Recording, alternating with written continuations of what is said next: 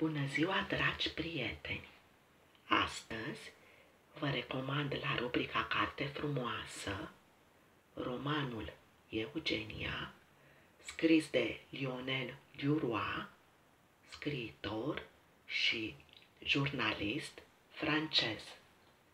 Romanul are la bază jurnalul scriitorului român Mihail Sebastian și este împletit din fapte istorice și ficțiune. Alături de personajul principal Eugenia, descoperim România din perioada 1930-1940.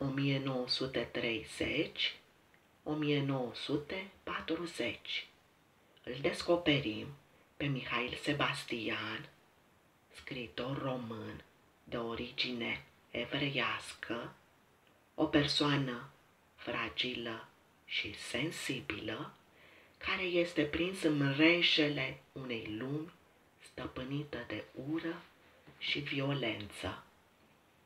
Pe fundalul acestor evenimente dureroase, scriitorul construiește o poveste de dragoste între Eugenia și Mihail, peste care se suprapune obsesia lui Mihail pentru actrița Leni Kaller.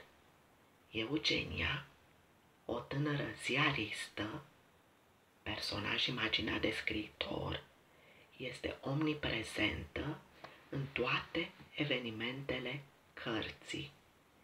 Ea îl iubește cu ardoare pe Mihail și încearcă să-l protejeze de efectele schimbărilor politice ale acelor ani. Din păcate, destinul relației lor este sumbru, Mihail fiind omorât într-un accident de camion.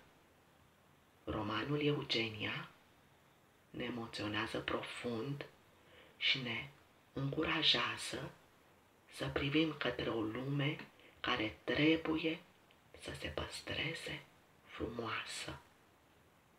Cartea a fost editată de editura Humanitas în anul 2019 și vă recomand cu căldură. Lectură plăcută. Cu drag, Eugenia.